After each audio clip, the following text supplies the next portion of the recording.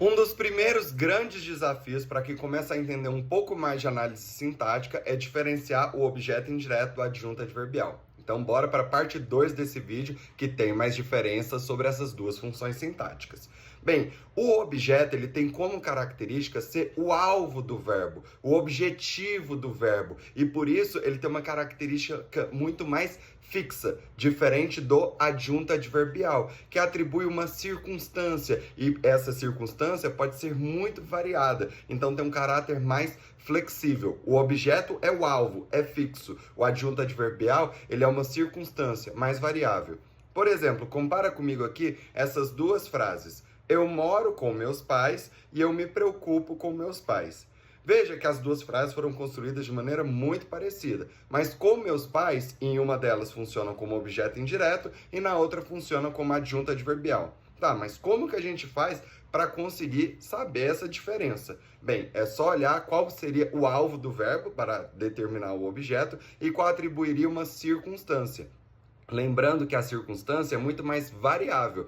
Por exemplo, com o verbo morar, eu consigo trazer essa circunstância de companhia.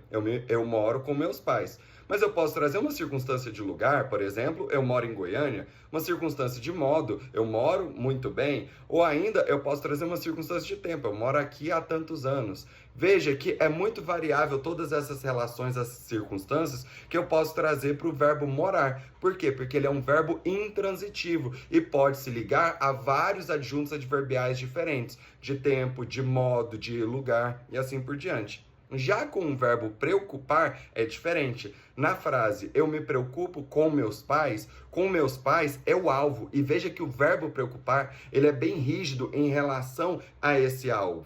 Enquanto eu posso dizer eu moro com meus pais, eu moro em Goiânia e as duas frases são produtivas, eu não posso dizer com a mesma produtividade eu me preocupo com meus pais e eu me preocupo em Goiânia. Se eu falo para você eu me preocupo em Goiânia, você vai perguntar, beleza, mas você se preocupa com o que em Goiânia? Esse com o que é exatamente o alvo do verbo, o seu objeto. Então veja, o objeto tem uma característica muito mais rígida, muito mais fixa. Ele é essencial para a informação do verbo. Enquanto o adjunto adverbial, ele tem essa característica muito mais flexível e pode se juntar ao verbo intransitivo com várias circunstâncias diferentes, como no caso de tempo, modo, intensidade, lugar e assim por diante.